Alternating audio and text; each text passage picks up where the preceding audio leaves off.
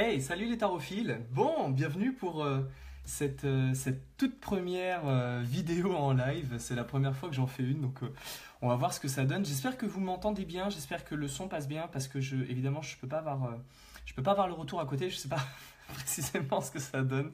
Donc je sais pas si votre image est bonne, je ne sais pas si le son est bon. Voilà, vous pouvez évidemment laisser un petit mot pour me dire si tout se passe bien. Oui, Danny, toc toc, il y a quelqu'un. Bien sûr qu'il y a quelqu'un, il y a toujours quelqu'un.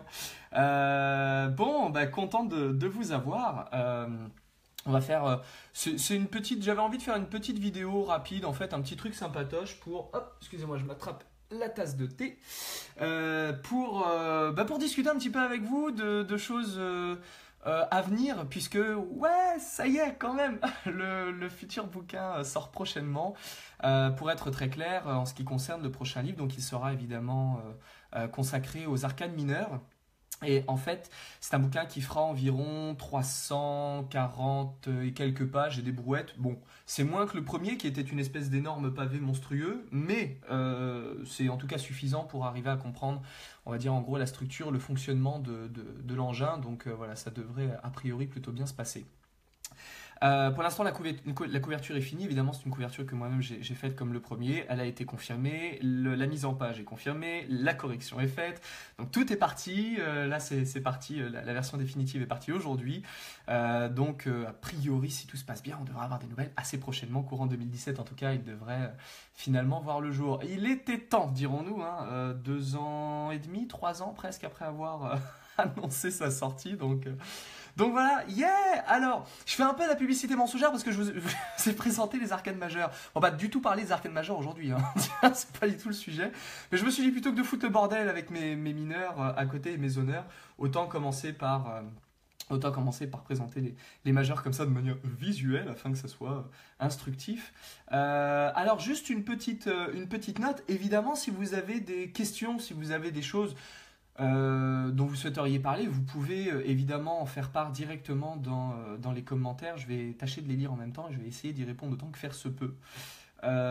Juste une petite chose, on a un vrai décalage en fait entre le moment où je vous parle et le moment où vous recevez, et donc le moment où vous m'écrivez. Généralement on a un petit gap de environ une vingtaine de secondes, quelque chose comme ça. Bon, rien de surmontable, mais c'est toujours bon de le savoir. Excusez-moi un instant, je bois. Un petit thé vanille amande, je ne vous dis que ça.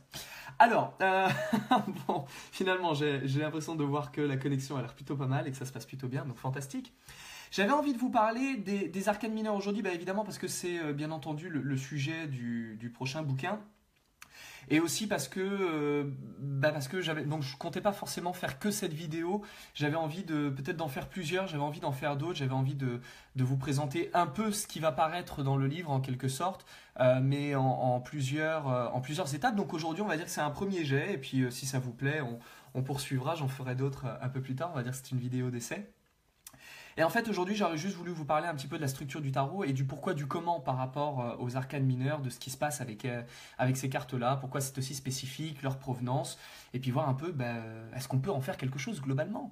Donc vous verrez, dans le bouquin, je vous présente 3 manières différentes d'interpréter les cartes. En réalité, c'est 3 plus 1, il y a une 4e manière, comme quoi on aime bien les 3 plus quelque chose dans le tarot. Et l'idée, c'est évidemment de pouvoir faire en sorte que au moins un petit point ou des petits détails ici et là puissent s'éclaircir au fur et à mesure. Donc si d'emblée vous avez déjà des interrogations par rapport aux arcanes mineures, que ce soit les cartes numériques, on va le voir, ou les honneurs, n'hésitez pas, vous pouvez bien entendu déjà poser vos questions, et puis en cours de route j'essaierai de regarder au-dessus de l'écran, voilà, où se trouvent les commentaires. Bonjour Philippe, bienvenue. J'essaierai de voir ce que je peux glaner au passage pour pouvoir vous en faire part. Alors, je reprends une petite gorgée un instant. Alors, bon, attaquons, on va un peu parler du tarot sous sa forme casse-pied, c'est-à-dire avec les mineurs.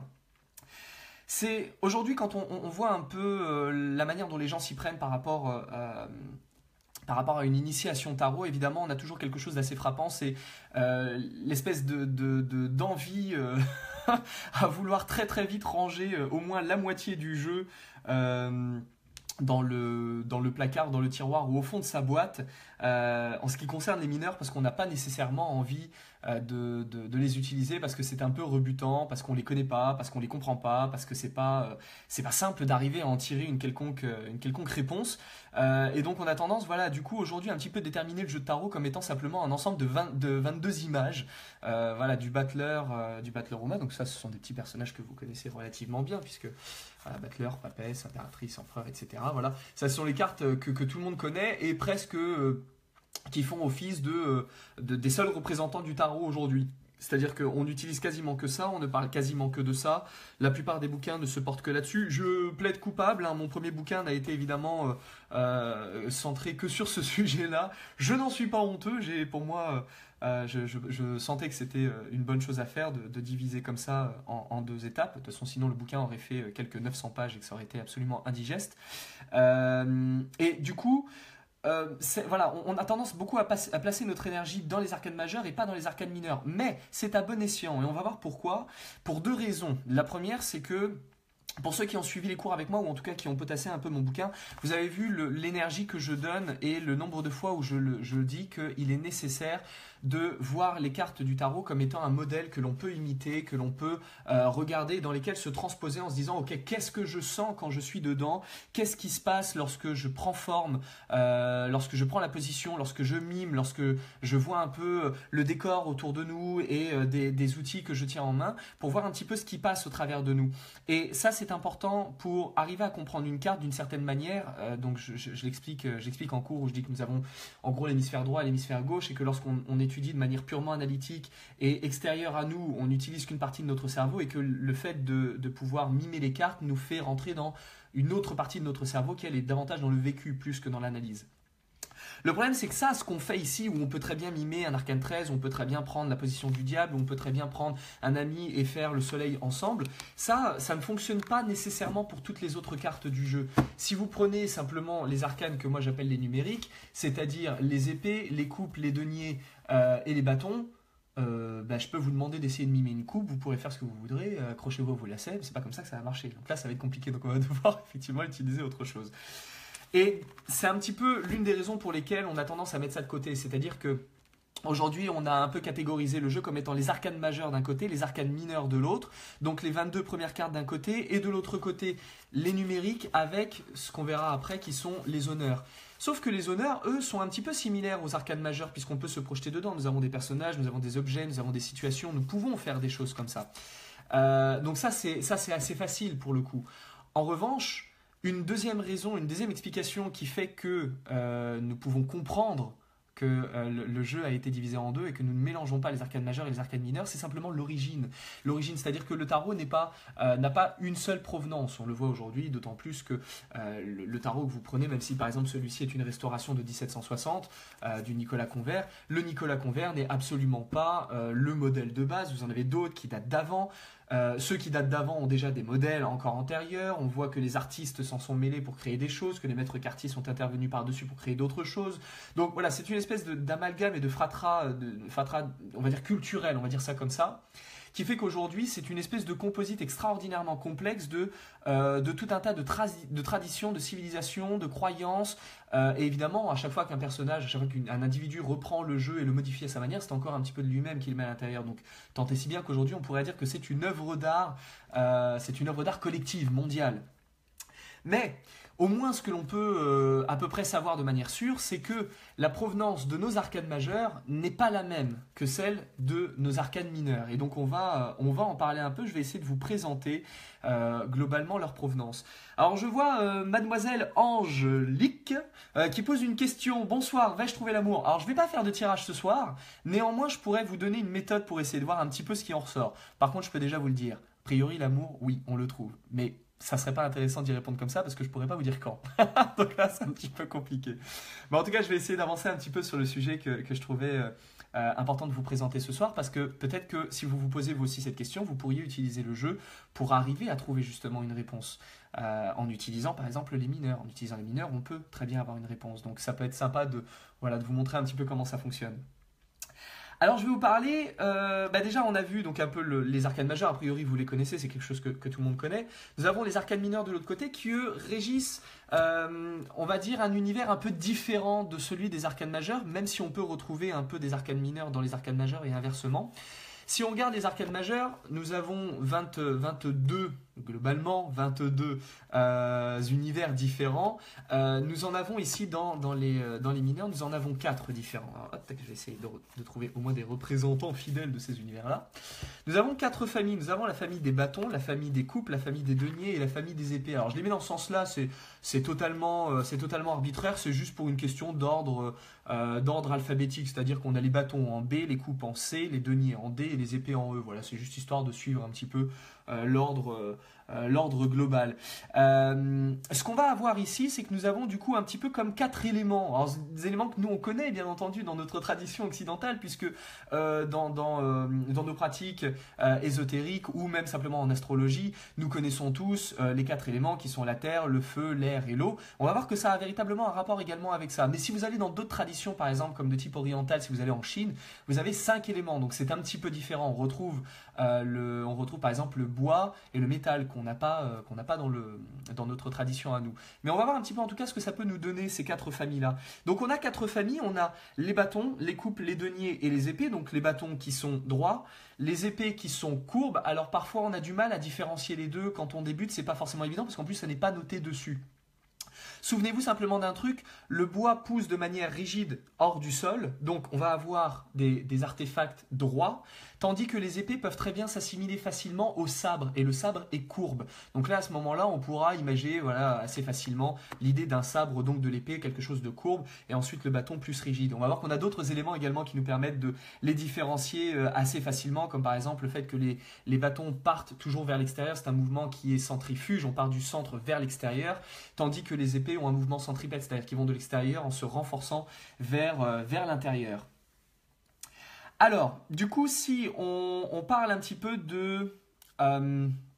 on va dire de la provenance des arcanes mineures, il est difficile de les départager par rapport aux honneurs, parce que, alors quand je dis arcane mineure, je devrais dire numérique pour être plus précis, même si les deux styles de cartes sont assez différents, parce que là nous avons des choses très abstraites, et qu'ici nous avons des personnages qui peuvent très bien faire penser à ce qu'on voit par exemple dans les arcanes majeures, en réalité les deux sont extrêmement proches l'un de l'autre.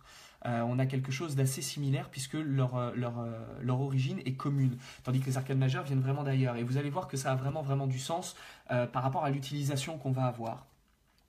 Ce qu'on a ici, c'est que nous avons nos arcanes numériques qui vont à chaque fois par 10. C'est-à-dire que vous avez par exemple ici la dixième de bâton, on a le 5 de bâton, ici on a le 4 de coupe, là on a le 8 de denier, on a le 9 de denier, ici on a le 7 d'épée, le 8 d'épée. Donc voilà, on va de 1 à 10. Alors je ne vous ai pas montré les as au cas où vous ne connaîtriez pas. Tac, par exemple ici on a l'as de coupe, l'as d'épée, l'as de denier, et l'as de bâton. Où est-ce que tu te planques? Te voici, te voilà. Tac. On va ranger les autres, comme ça sera plus pratique et ça sera plus clair. Alors, bonsoir Sophia, bonsoir Christelle. Je vais regarder les questions après. Hein. Je vous en faites pas, je réponds pas tout de suite, mais promis à la fin, j'y jette un œil et je tâche d'apporter une petite réponse. Tac, on va mettre ça dans l'ordre, on va faire ça comme ça, histoire que ça soit visuel pour tout le monde. Donc nous avons la famille des bâtons, la famille des coupes, la famille des deniers et la famille des épées qui constituent les numériques. Donc on a 40 cartes, de 1 à 10 à chaque fois dans chaque famille. Et après on a 16 autres cartes qui sont des cartes de cour, c'est-à-dire toujours 4 rangs. Le rang du valet, le rang de la reine, le rang du roi et le rang du cavalier, à chaque fois dans nos 4 familles. Donc on a à chaque fois un valet de bâton, une reine de bâton, etc.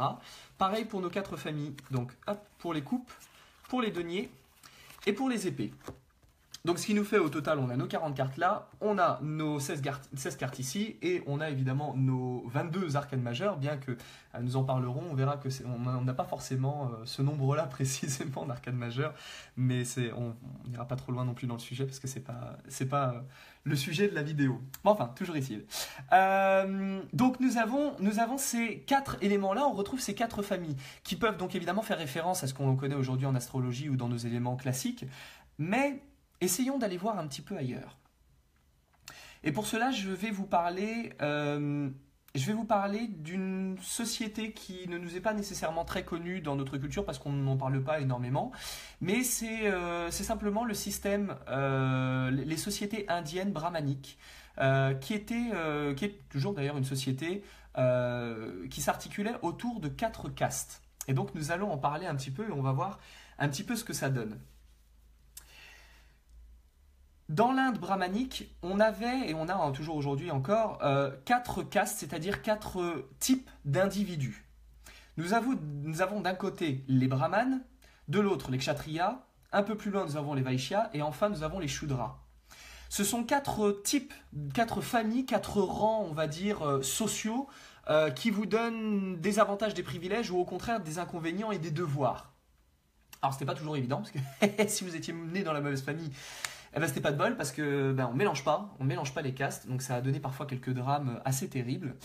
Et ce qu'on retrouve dans cette société qui aujourd'hui, bon voilà, est un peu éclatée par rapport à ce que c'était avant où on avait quelque chose d'un petit peu plus conservateur, c'est que ce système de caste perdure et a beaucoup voyagé un peu parmi toute l'Europe, c'est-à-dire que ça ne s'est pas cantonné uniquement à la tradition indienne, on le trouve également dans d'autres sociétés, mais on y reviendra, on en reparlera un peu après.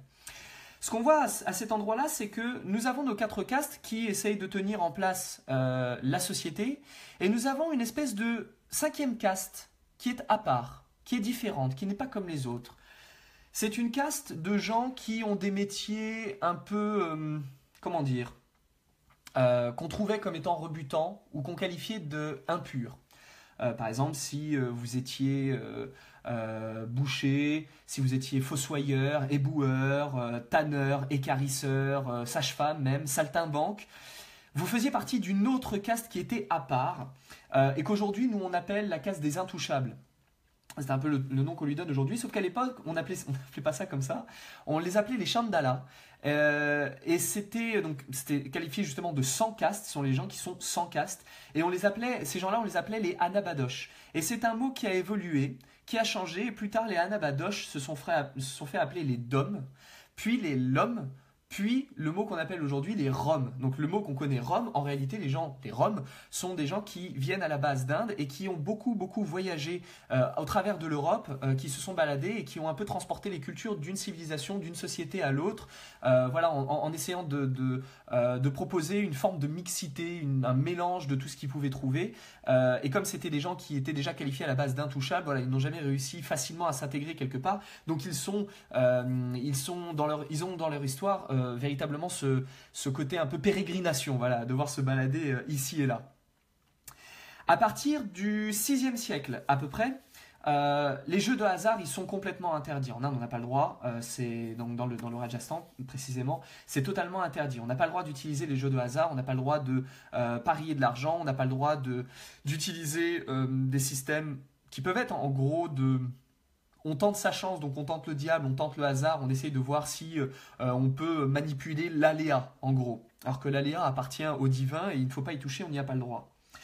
Et donc à partir de ce 6e siècle, on voit qu'on a une espèce d'interdiction totale qui d'ailleurs se retrouvera par ailleurs en Europe, hein, c'est absolument pas une exclusivité de l'Inde, mais on a cette interdiction d'utiliser des jeux de hasard, c'est interdit, on n'a pas le droit. Et là, ce qu'on voit, c'est que quelques temps plus tard, un grand groupe de plusieurs centaines de gens à un millier de personnes dans le Rajasthan se fait bannir.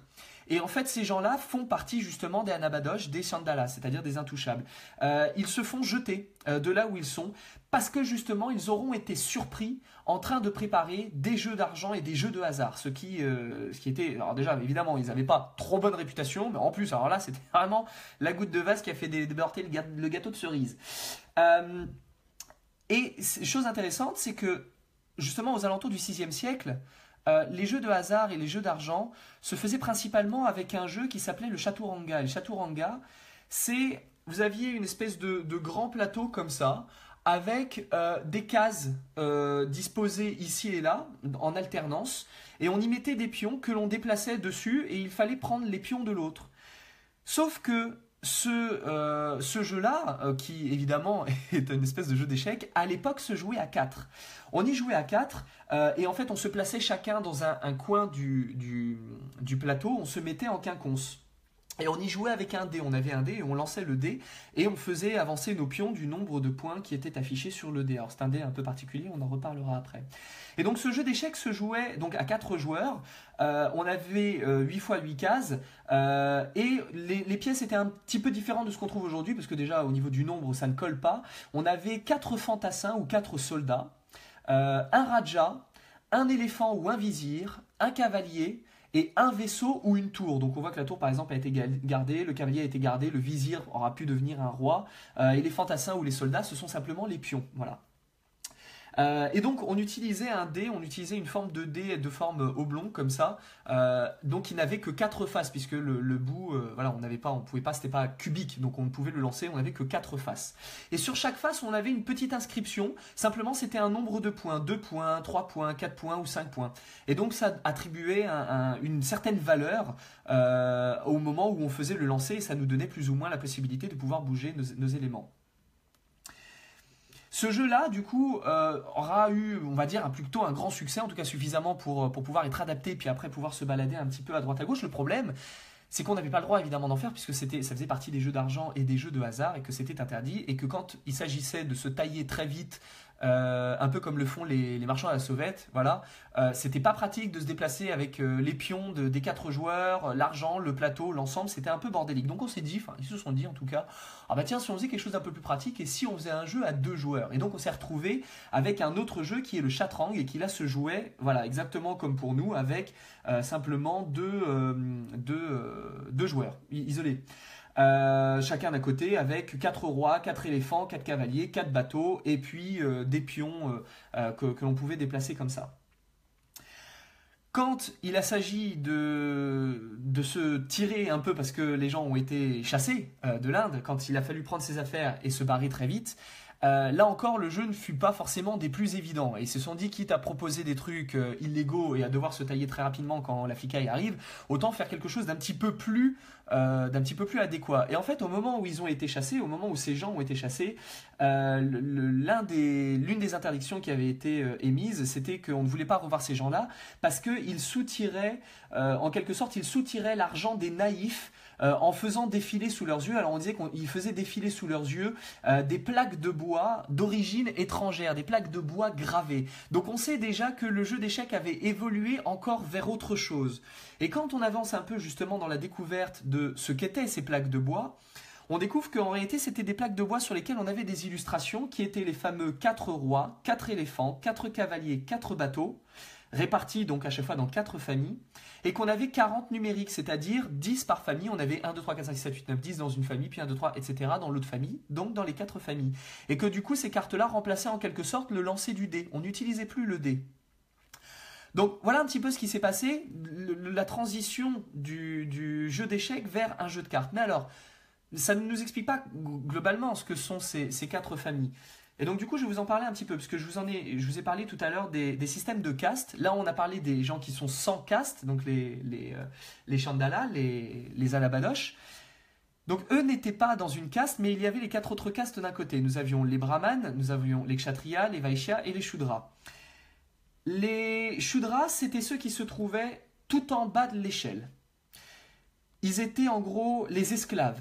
Ils représentaient la main-d'œuvre des autres castes. C'était eux qui devaient faire le sale boulot et c'était assez pénible, assez difficile et assez physique. Nous avions après les Vaishyas qui eux étaient les artisans, les producteurs, les commerçants et les propriétaires pour ceux qui avaient des terres. La troisième caste était celle des Kshatriyas qui représentaient la caste des nobles, des politiciens mais aussi des guerriers. Et enfin, on avait les brahmanes. Et les brahmanes, c'était les érudits, les membres du clergé et de l'enseignement. Alors là, déjà, on peut peut-être trouver des petites choses qui vous interpellent. Je vais revenir sur la caste des Shudras. La caste des Shudras, c'est les esclaves.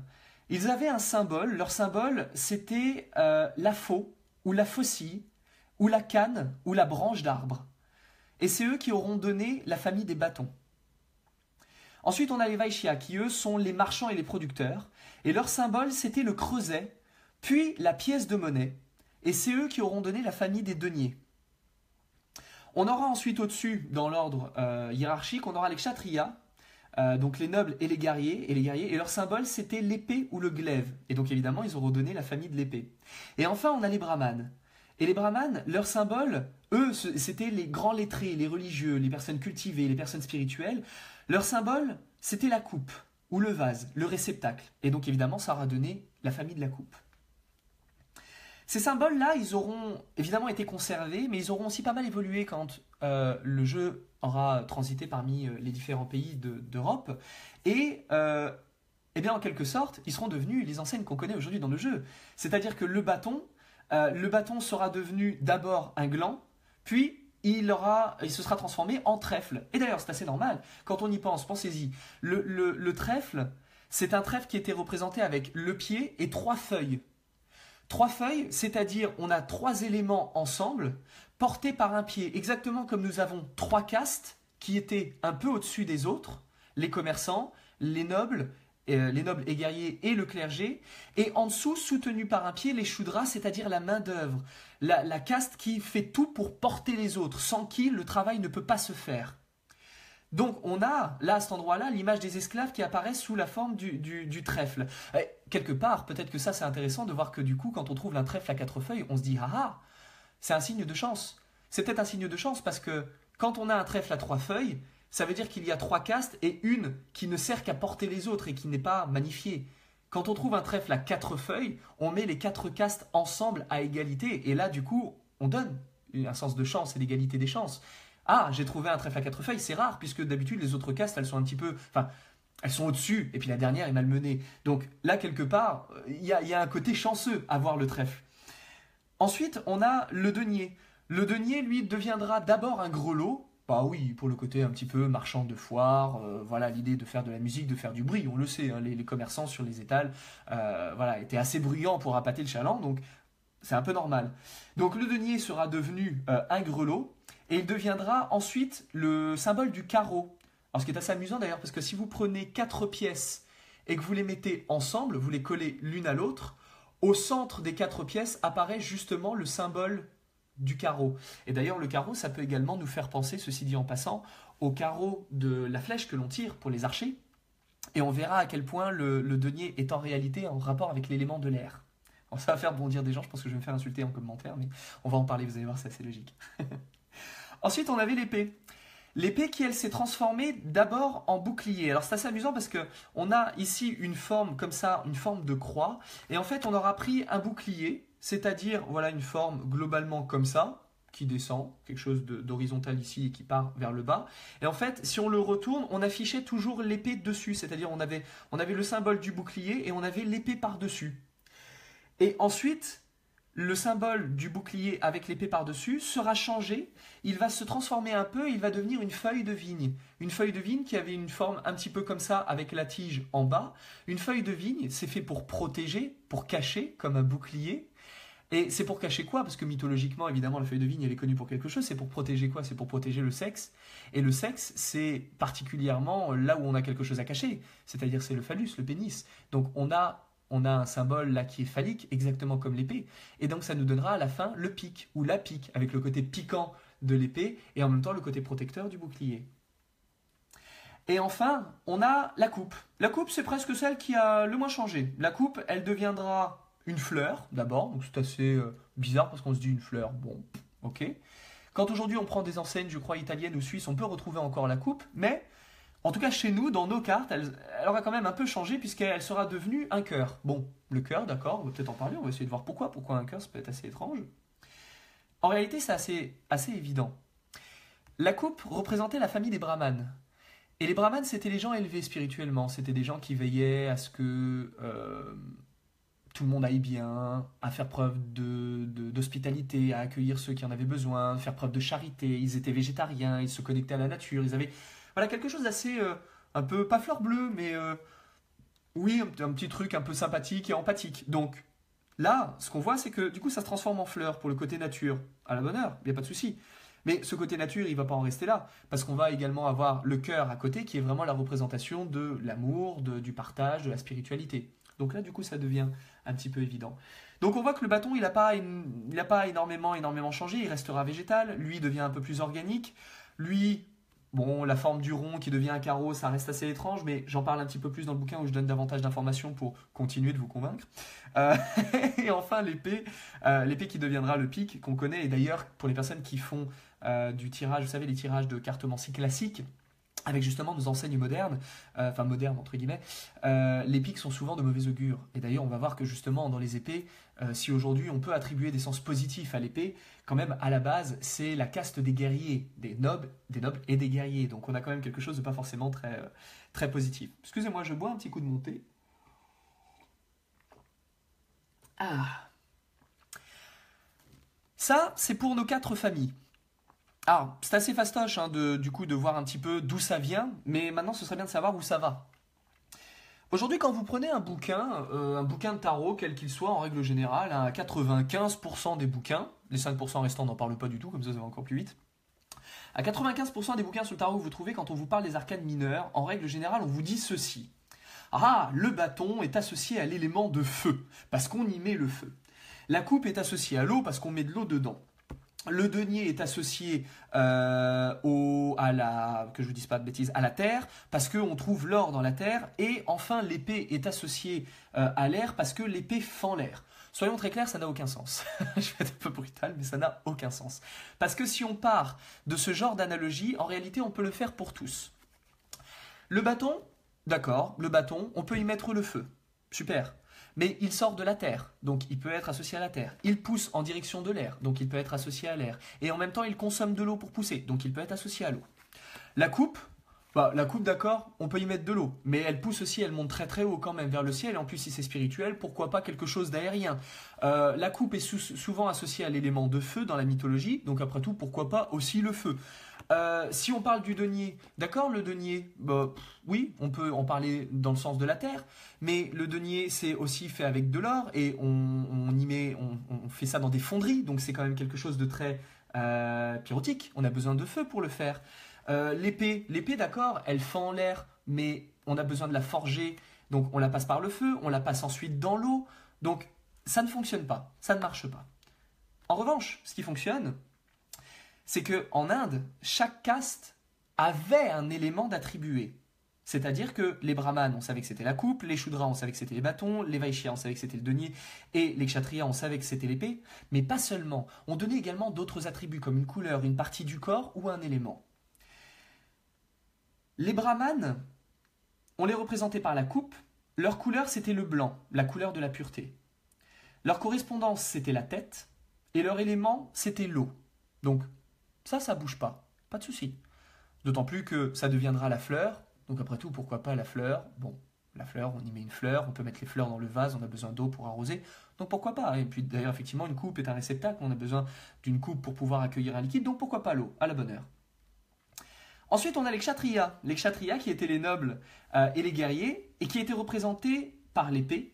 Leur couleur était le rouge, couleur de la puissance. Leur correspondance, c'était les bras, et on les associait à l'élément de feu.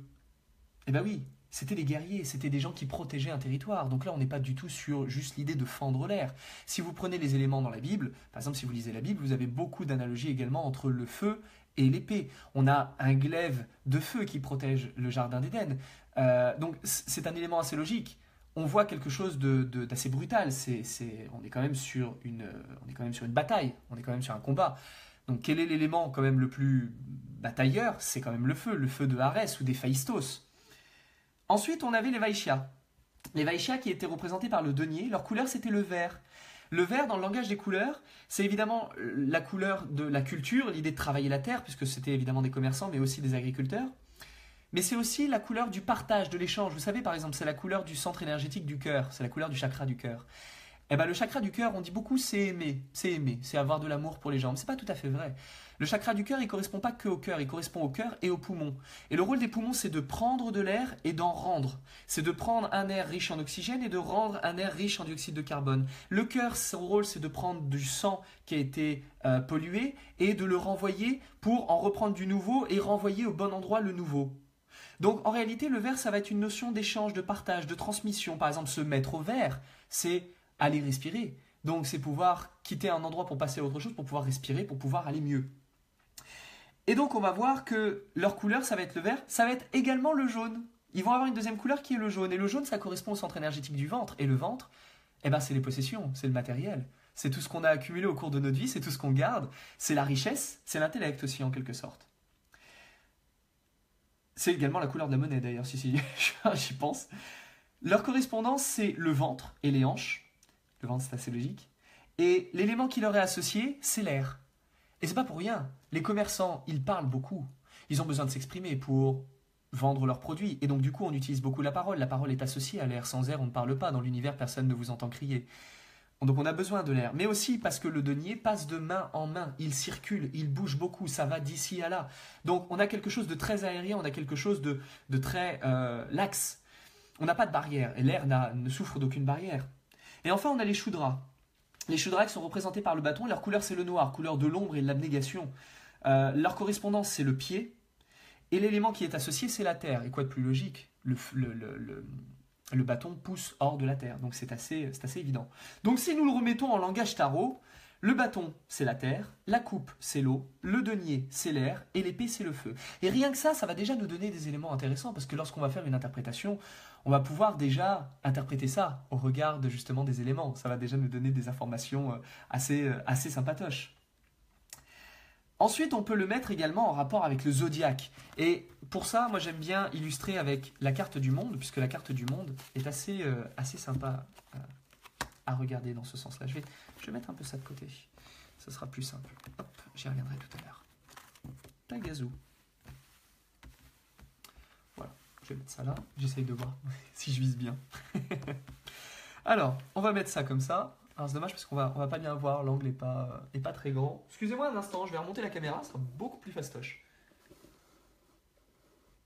Voilà. Comme ça, j'espère que vous avez une meilleure vision. On va faire ça comme ça. Hop. On va mettre en relation nos différentes cartes avec l'arcane du monde. Voilà, visons correctement, essayons de mettre ça dans le bon sens. Fantastique. J'espère que vous voyez bien. Ça va bien en fait, vous suivez bien, tout va bien pour vous. Parce que je vois de temps en temps les commentaires qui arrivent. Vivement la sortie de ton nouveau livre. Oui, je suis d'accord, vivement. Ça commence à faire long. Ça commence à faire long. Ça vient, hein, c'est promis, j'en ai parlé au tout début de la vidéo, c'est sûr, hein, ça vient vite. Ok, donc si nous reprenons un petit peu là où nous en étions et que nous parlons du zodiaque, si on fait une analogie avec le zodiaque. Vous avez déjà vu évidemment que nous avons l'arcane du monde ici, et que le monde représente un petit peu, vous savez, le Christ tétramorphe comme on retrouve sur certains tympans de cathédrales ou d'églises. D'habitude, on a le Christ en majesté qui se trouve au milieu, mais qu'importe, ça ne fait rien. Par contre, on retrouve évidemment aux quatre coins les quatre évangélistes. Donc on a Luc, Jean, Matthieu et le dernier, dont on oublie toujours le nom, parce que de toute façon il en manque toujours un. C'est comme les 7 nains et les grands mages, il y en a toujours un qui nous manque. Donc si quelqu'un retrouve le nom, n'hésitez pas, il n'y a pas de souci. Excusez-moi un instant, je picole. Je vous recommande le thé. Le thé vanille amande, c'est un délice, c'est génial. Excusez-moi, on y retourne. Alors, donc nous avons nos 4 évangélistes autour de la carte du monde. Mais les 4 évangélistes étaient traditionnellement justement associés également à un élément, et à un élément, donc un élément du zodiaque également. Nous avions ici le taureau qui lui était associé à la terre, le lion qui était associé au feu, et ici nous avons l'ange qui est associé à l'air et l'aigle qui est associé à l'eau. Alors on va voir qu'il y en a certains qui sont évidents.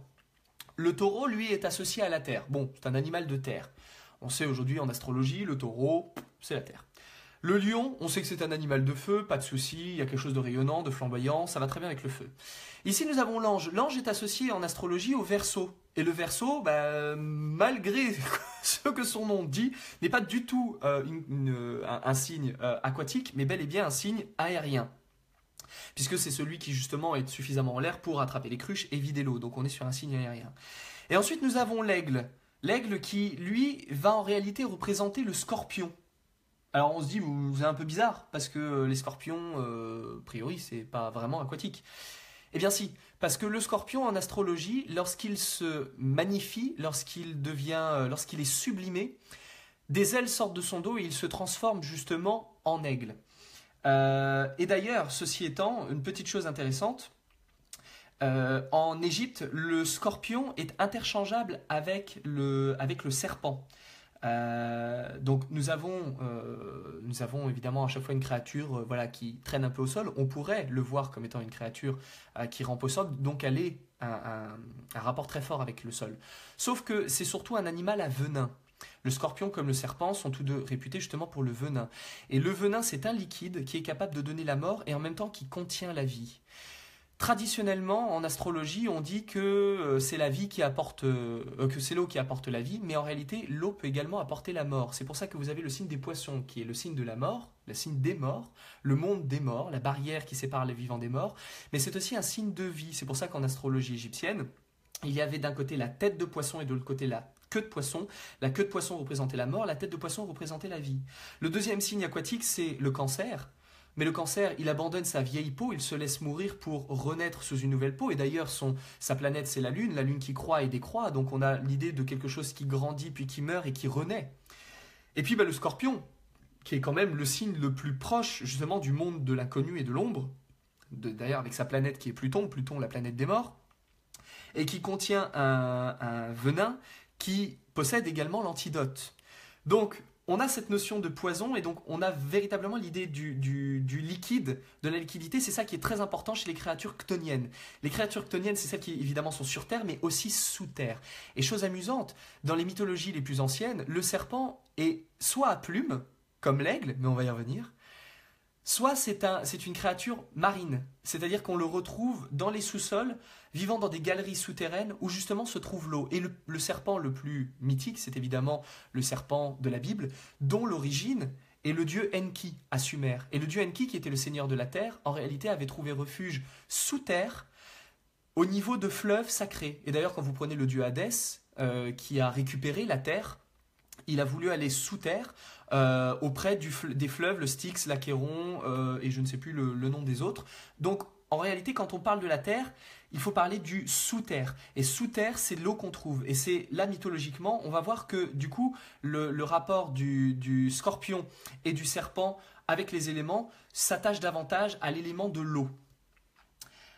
Ce qu'on va voir également, c'est que notre aigle ici, lui, est en correspondance chez les évangélistes avec Jean. Et Jean, dans les peintures, on le représente parfois avec un aigle, une coupe et un serpent. Donc, on a effectivement quelque chose d'aquatique. Et juste pour terminer de vous convaincre sur l'aquatique, on a un aigle. Mais ça vient d'où le mot aigle? Eh bien, ça vient de aquila, qui vient du latin aqua, qui signifie eau. Donc en réalité, notre aigle n'est pas du tout une créature aérienne, c'est bien une créature marine. Donc nous avons quelque chose d'aquatique. Donc nous avons là cette fois-ci, de manière sûre et certaine, nous avons nos brahmanes qui sont associés à l'eau, nous avons nos épées kshatriya qui sont associées au feu, nos bâtons shudra associés à la terre et nos deniers vaishya associés à l'air. Voilà pour la petite présentation en gros des 4 familles. Et quand aujourd'hui vous regardez votre tarot et que vous faites attention à ces éléments-là, alors essayez de regarder des tarots les plus anciens parce qu'il y a effectivement des éléments qui sont assez proches. Par exemple, aujourd'hui, quand vous prenez vos tarots modernes, beaucoup d'éléments manquent ou ont été changés ou ont disparu. Mais il y a par exemple un élément que je trouve intéressant, c'est sur certains vieux tarots ou sur certains tarots restaurés, on trouve aujourd'hui sur le roi de denier et le cavalier de denier, le denier se trouve en l'air. Eh bien oui, parce que c'est justement associé à l'élément de l'air. Donc là, voilà, ça peut vous donner un élément en plus. Donc on peut retrouver, sur certains vieux tarots, on peut voir des choses qui sont intéressantes pour nous aider à comprendre le sens de la famille. Donc voilà pour la présentation des 4 familles. Est-ce que ça vous va? Est-ce que déjà ça vous parle un petit peu? Est-ce que ça vous convient? N'hésitez pas à mettre un petit mot au commentaire, voir comment ça se passe. Excusez-moi, je reprends un petit coup de thé. Alors du coup, ce qu'on peut en faire maintenant, parce que c'est bien d'avoir en tout cas compris le sens des éléments des 4 familles, mais on peut peut-être essayer d'aller un peu plus loin, parce que là pour l'instant on a du mal à donner une interprétation. Alors tâchons de voir quelle interprétation on pourra en donner. Super, je lis les commentaires, je vois que ça va, apparemment tout le monde va bien. Fantastique. Alors, comment est-ce qu'on peut les interpréter? Alors on a plusieurs manières de les interpréter, je ne vais pas refaire le condensé du bouquin dans le live, c'est pas la peine. C'est pas trop. Sinon, en plus, vous n'achèterez même pas le bouquin, c'est dommage.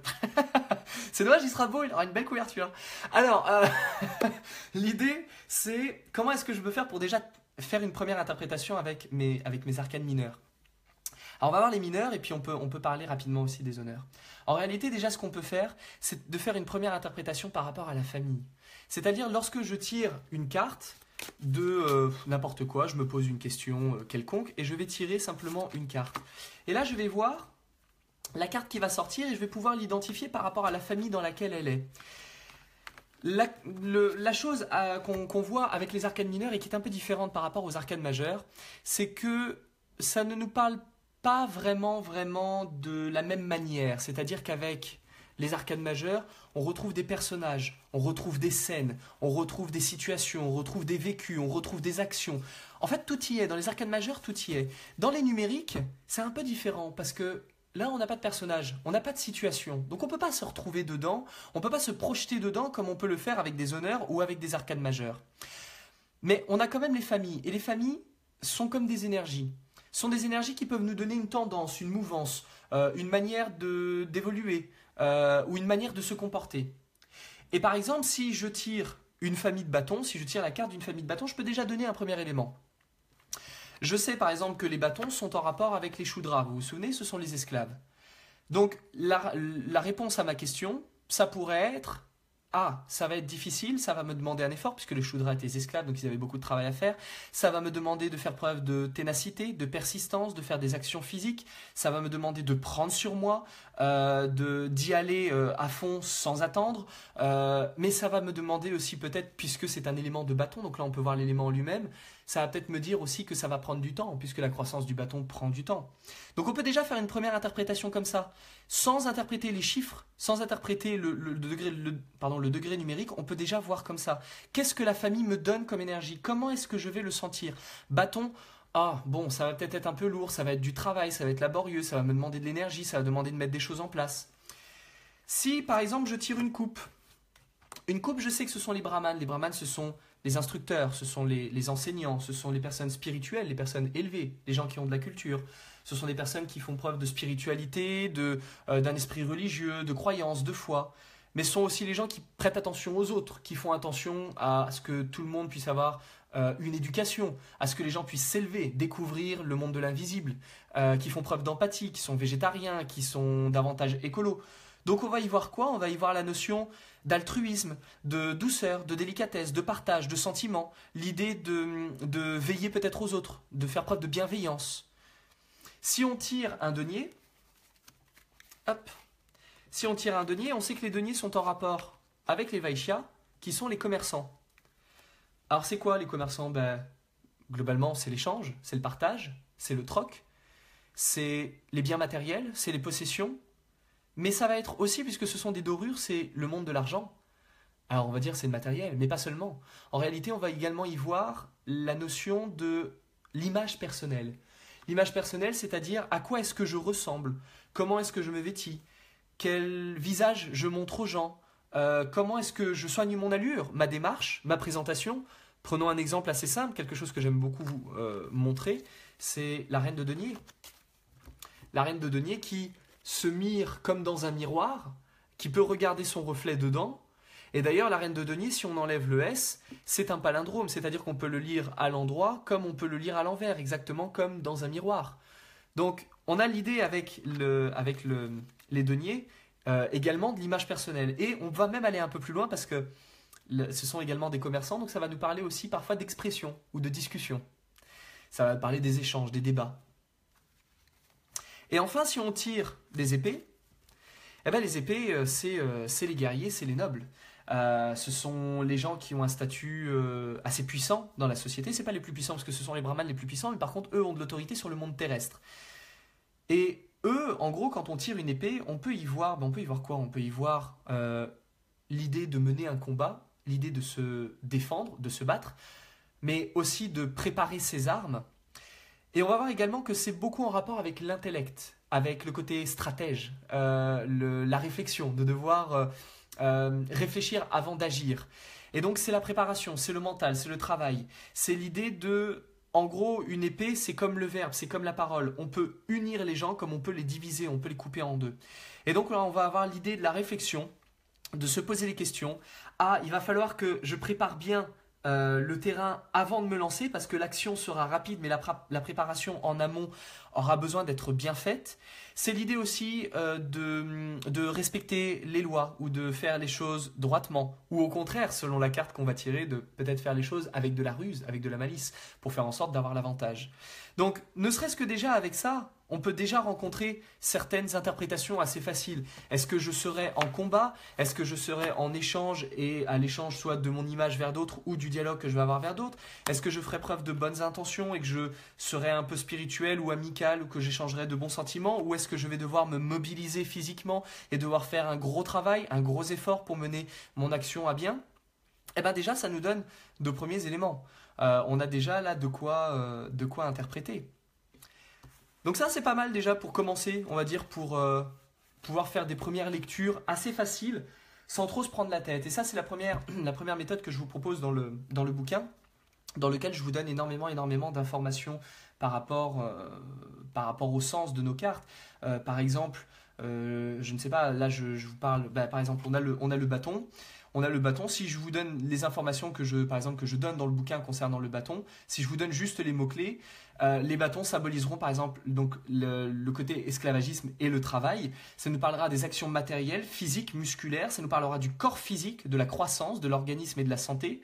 Mais aussi par extension du travail, de l'emploi, de l'effort physique à fournir et de la puissance qu'on peut avoir à l'intérieur.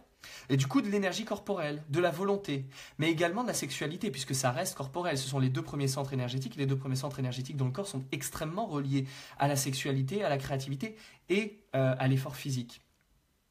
Ce qu'on va trouver également, c'est la sensation.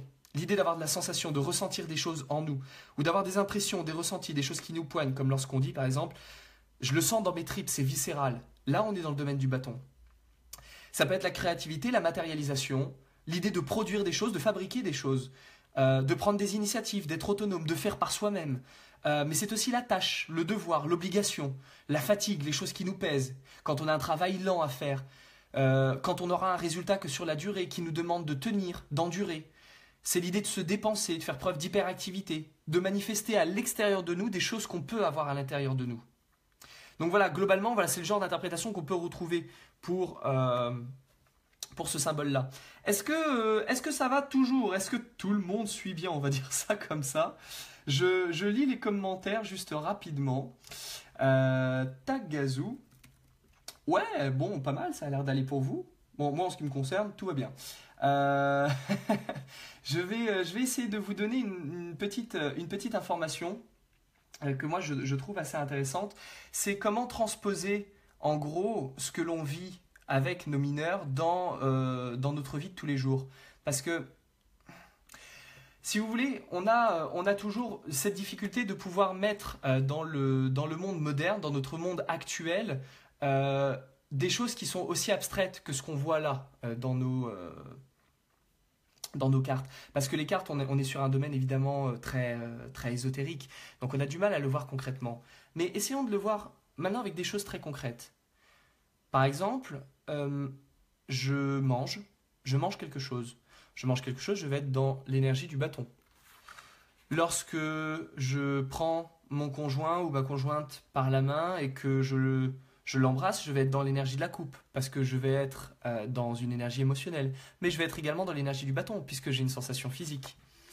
Lorsque je vais déguster un bon gâteau que je me suis fait, je vais évidemment construire quelque chose, concevoir, donc je vais être dans le bâton, je vais le manger, je vais être dans le bâton, mais ça va me faire plaisir, je vais être dans la coupe, et si j'en offre à d'autres, je vais être en plus dans le denier, parce que ça va avoir une notion d'échange et de partage. Lorsque je vais payer mes impôts, par exemple, je vais être dans le denier parce qu'il va y avoir un échange, mais je vais également être dans l'épée puisque du coup, je vais faire attention à tout ce qui est droit, à tout ce qui est légal. Lorsque je me dispute avec quelqu'un, je vais être dans l'épée puisque c'est l'idée du débat, c'est l'idée de l'échange, mais je vais être aussi dans la coupe puisque la coupe transporte des émotions. Lorsque je me bats physiquement, je vais être dans le bâton parce que je suis dans le physique, mais je suis aussi dans l'épée puisque je vais me défendre. Donc on voit qu'en réalité, Rares sont les moments dans la vie où on va traverser une seule énergie. En réalité, on jongle en permanence avec ces 4 énergies-là. Elles sont toujours à l'intérieur de nous. On vit toujours avec elles. Et c'est juste qu'à un moment, il y en a peut-être une qui est un petit peu plus grande que l'autre. Et on va dire, ah, je suis dans l'énergie 2. Ça ne veut pas dire qu'on est exclusivement dans celle-ci. Ça veut juste dire que celle-ci, elle est un tout petit peu plus forte que les autres. Donc ça, c'est pour les numériques. Ensuite, on a... C'est ça? Ouais, tac, c'est ça. On a nos fameuses cartes de cours qui sont là. Il m'en manque une. Bigre, sacre bleu. Où est-elle passée, la bougresse? Elle est ici. Elle s'était cachée. Ha, ha. Blague de merde. Excusez-moi, je reprends du thé. Voilà. Alors, qu'est-ce qu'on peut en faire de ces cartes-là? Eh bien, à peu près la même chose. C'est-à-dire qu'on peut déjà donner une interprétation par rapport à la famille. Évidemment, on peut déjà parler de la famille. On peut dire, ah bah tiens, je tire des épées, donc ça va me demander de débattre, ça va me demander de préparer mon argumentaire, ça va me demander de faire mon discours. Alors de faire mon discours ou de le préparer. Ça va me demander de veiller aux écrits. Si je suis dans les couples, c'est l'émotionnel, c'est l'idée de partage, c'est l'idée de spiritualité, c'est l'idée de cérémonie aussi, des fois des traditions. Vous allez faire un mariage, vous allez faire un baptême, vous avez une remise de diplôme, on est dans l'énergie de la coupe également. Vous tombez sur les deniers, on va vous dire tiens, soigne ton image, ou fais attention à la manière dont tu t'exprimes, vends ton produit, propose ce que tu as à l'intérieur de toi. Dans le bâton, c'est mets la main à la pâte, vas-y, fonce, réalise-toi, fais attention à tes sensations, mange, fais du sexe, respire, parce qu'on est dans le physique. Donc on peut le faire comme ça. Maintenant, on peut peut-être le faire de manière un petit peu différente. On peut, là pour l'instant, juste mettre de côté les familles. Mettons de côté les familles et prenons... On va essayer de voir ce qu'on peut tirer d'intéressant par rapport à ça. On va mettre les valets ensemble, les reines ensemble, les rois ensemble et les cavaliers ensemble. Tac, on va faire ça comme ça. Alors je ne vais pas pouvoir toutes les afficher parce que sinon vous n'allez pas toutes les voir, mais on va au moins en afficher quelques-unes. Et je vais voir si je peux laisser un petit peu de place. Peut-être là comme ça, on va faire ça. Hop, excusez-moi, je fais de la place, bougez pas. Partez pas, je suis toujours là. Alors, hop. Parce que ça serait dommage quand même de ne pas tout montrer. Je vais veiller à ce que tout rentre. Voilà. Tac. Et vous allez comprendre pourquoi.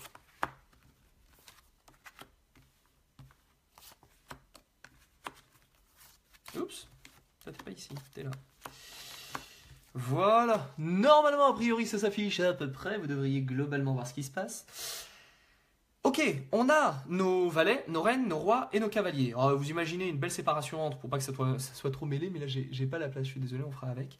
En réalité, pour nous simplifier la vie, on a 2 possibilités en fait quand on travaille avec les honneurs. Soit la première, c'est de procéder exactement comme je vous le propose dans mon bouquin, mais aussi dans les cours que je propose en atelier, c'est d'incarner les cartes et de voir ce qui se passe. C'est une bonne manière de faire, ça fonctionne très bien. Je peux vous assurer que c'est très facile et pour le coup c'est très efficace. Mais on peut également faire autrement. On peut les mettre en analogie avec des personnages qui leur ressemblent. Par exemple, le valet, on va voir qu'on a une véritable analogie entre le valet ou les valets et le battleur. On retrouve cette même hésitation, cette même interrogation, cette même capacité à pouvoir faire des choses, mais à ne pas s'être encore lancé. On n'est pas encore tout de suite dans l'action. Pour les reines, on va pouvoir les mélanger avec la papesse et l'impératrice. Et c'est quoi la papesse et l'impératrice? Eh bien, c'est l'idée de « je fais les choses à l'intérieur, je fais les choses cachées, je fais les choses pour moi. J'ai la crainte de l'extérieur, je reste cloîtré et j'ose pas me montrer. » Ou j'ai peur pour mon enfant qui n'est pas encore entièrement formé et je regarde l'avenir avec un peu d'inquiétude. Donc je vais préparer des protections où je ne fais les choses que pour moi. On voit par exemple la reine de denier qui ne fait que se mirer elle-même, la reine de coupe qui a caché sa coupe, la reine d'épée qui se présente avec son épée et qui fait attention, et la reine de bâton qui se suffit sexuellement à elle seule. Donc ça vous le verrez dans le bouquin, j'en parle un peu. Nous avons ensuite les rois qui peuvent être mis en analogie avec l'empereur et le pape. Et d'ailleurs on le voit, hein, certains ont d'ailleurs relativement la même gueule. Où là, on va avoir l'idée d'avoir notre action et notre compétence de bien assise et de stable. Et on est capable de la transmettre à autrui. Donc là, on va être non plus dans l'idée de faire. D'ailleurs, on remarquera que chacun d'entre eux se détourne de leur objet. Ils ne le regardent plus, contrairement aux autres qui avaient tendance à le regarder assez fréquemment. Eux ne le regardent même plus. Ils n'en ont plus besoin. Ils n'ont plus besoin de se fixer dessus. Ils vont juste partager avec quelqu'un d'autre. Ils vont montrer comment on fait. Ils maîtrisent leur sujet et tout va bien. Et le dernier, c'est le cavalier. Eh ben, le cavalier, il va être en analogie évidemment avec le chariot. Et là, le chariot, ça va être l'idée de s'offrir au monde soi-même et peut-être même d'aller en sacrifice, de se diriger comme une espèce de projet à l'extérieur du monde et on le fait peut-être même plus que pour nous, on le fait également pour les autres. Et là, c'est assez fastoche parce que du coup, quand vous tirez une carte d'honneur, vous n'avez qu'à interpréter la famille, le sens de la famille d'un côté, de l'autre côté, la carte ou les cartes qui sont en analogie avec, puis de mélanger les deux. C'est-à-dire, par exemple, si je tire un valet de bâton c'est l'idée de faire des choses physiquement, c'est l'idée d'agir concrètement. Le valet, c'est l'hésitation. Le valet de bâton, ça va être j'hésite à me lancer tout de suite. J'ai envie de faire ça, mais je ne suis pas sûr de savoir. Donc je me pose encore la question. Je suis en train de préparer mon action, mais je ne la fais pas.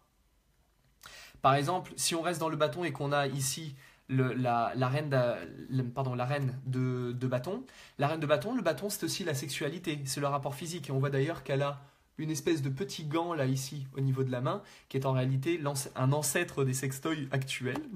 Oui madame. Et c'est l'idée du coup de se donner du plaisir soi-même. Parce que les deux là ne font que elles-mêmes fermées en vase clos. Elles n'autorisent pas l'arrivée de quelqu'un d'autre dans l'univers. Elles le font seules. Elles se débrouillent seules, elles le font pour elles. Et là, c'est l'idée, du coup, je m'offre à moi-même ce dont j'ai envie. Mais en réalité, ça pourrait être la même chose pour les autres aussi. Par exemple, le denier, je me contente de mon image, je me mire, je me regarde et c'est tout ce qui m'importe. Mes émotions, je vais les garder pour moi. Mes bonnes sensations, je vais les garder pour moi. Ce que je ressens à l'intérieur, je ne vais surtout pas le dire. Par exemple, chez les rois, si on prend... Ah, tac, lequel on va prendre? J'aime bien regarder aussi les analogies parce que des fois il y en a certains vraiment qui se ressemblent. Par exemple, si on prend le denier, le roi de denier, on va avoir vraiment une analogie surtout avec le pape pour l'idée de la transmission, pour l'idée de donner l'information, et avec l'empereur pour l'idée d'être assis, d'être professionnel, de savoir faire. Et ce qu'on va voir là, c'est je vais montrer aux autres comment on gère l'argent. Je vais leur expliquer comment il faut faire pour que nos finances tiennent bien et que ça soit stable et que ça soit sûr. Mais j'aurais très bien pu aussi en parler, par exemple, pour l'épée. Je ne regarde plus mon épée.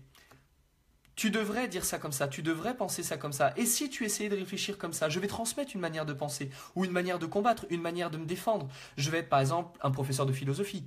Je vais essayer d'aiguiser le mental des gens, je vais leur montrer comment faire. Mais je peux être aussi quelqu'un qui va vérifier les papiers d'autrui. Alors, est-ce que vous êtes bien en règle? Alors, contrôle fiscal, par exemple, là, ouais, ça c'est coton. Chez le cavalier, le cavalier c'est pareil, c'est l'idée d'aller offrir au monde. Là on n'est plus uniquement dans l'idée de montrer comment faire, on est vraiment dans une forme de cadeau. On offre vraiment, par exemple ici, j'offre complètement mes sentiments, mes émotions et tout ce que j'ai de beau en moi avec la coupe. Ou le cavalier de denier, le cavalier de denier c'est drôle, en plus il a un bâton, il accepte de mettre la main à la pâte pour que les autres puissent s'enrichir. Donc on va voir qu'en réalité c'est très fastoche, il suffit juste de prendre par exemple le chariot. Que veut dire le chariot? Le chariot veut dire ça, ça et ça. Je le mets dans sa famille, ça veut dire que je vais faire le chariot dans cette famille-là. Je vais faire par exemple de l'échange de manière chariot. Je vais penser à mes sentiments de manière chariot. Je vais débattre et me combattre de manière chariot. Donc voilà, l'idée c'est simplement de faire une petite transposition assez fastoche. Et là d'un coup on se dit que on n'a pas forcément besoin d'apprendre toutes les significations obscures ou mythologiques, ça n'est pas nécessaire. Il suffit juste de faire un petit peu de transposition.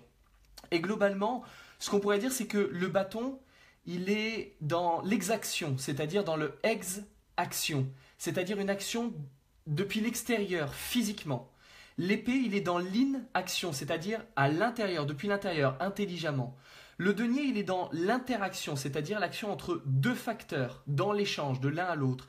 Et la coupe, c'est dans la réaction, c'est-à-dire dans la réception. Intérieurement, qu'est-ce qu'on vit après coup? Avec des mots simples, on pourrait dire que le bâton, il accomplit, l'épée maîtrise, le denier génère et la coupe accumule. Et après, quand on voit les mots comme on en trouve, par exemple, justement dans mon premier bouquin où je donne des informations assez basiques et assez simples, par rapport aux arcanes majeures, on peut voir comment justement faire une interprétation en partant du personnage et en le transposant aux honneurs. Voilà, c'est juste une manière très simple, on peut aller évidemment encore plus loin, mais je pense que c'est déjà une bonne base et ça vous permettra de travailler assez facilement lorsque vous tirez une carte, vous pourrez déjà voir en fonction de la famille ou en fonction du personnage en relation, ça sera assez fastoche. Voilà jeunes gens, ça m'a fait plaisir d'être avec vous en tout cas, ce fut bien fun. J'espère que ça vous a intéressé, que ça vous a plu. que ça vous a parlé aussi. Peut-être que c'était pas forcément des cartes que vous utilisiez beaucoup ou que ça vous branchait pas forcément énormément et que du coup là ça peut vous donner l'envie d'essayer. De tester, de voir à votre manière comment vous pourriez utiliser ça. Moi en tout cas ça m'a fait grand plaisir de pouvoir vous le présenter. Et puis alors évidemment oui le bouquin sort normalement courant 2017, Inch'Allah si tout se passe bien. En tout cas c'est fini, tout est plié, tout est fait, donc il sortira incessamment sous peu. Eh bien, je vous dis à bientôt en tout cas. Je vous embrasse bien fort. Ça m'a fait vraiment plaisir de faire ce premier live, le tout premier, ouais, avec vous. Ce fut bien fun. Je vous souhaite plein de belles choses. Je vous souhaite de pouvoir vous éclater simplement avec votre tarot. Et puis de voir ça de manière facile. Encore une fois, ça reste un jeu, hein, donc jouez avec et je peux vous assurer que tout se passera bien. Quant à moi, je vous donne rendez-vous très prochainement pour de nouvelles vidéos. Je vais tâcher d'en faire assez fréquemment, en tout cas dans la mesure du possible. Et puis alors pour répondre à Cécile, alors quand sort le livre sur l'oracle des origines version papier? J'attends encore un tout petit peu parce qu'en fait je vais refaire une nouvelle mise à jour par-dessus. Donc vous savez, pour les personnes qui ont acheté le bouquin, je fais des mises à jour de temps en temps et donc là j'ai une grosse mise à jour à faire, mais elle est vraiment énorme et du coup ça me prend pas mal de temps. Mais dès qu'elle est faite, je le sors en version papier, donc ce sera certainement courant 2017. Donc on va avoir ça.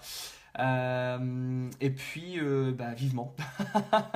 Vivement. En tout cas ça m'a fait grand plaisir. Je vous embrasse bien fort, 1 milliard de fois. Et puis on se retrouve évidemment très vite. À très bientôt.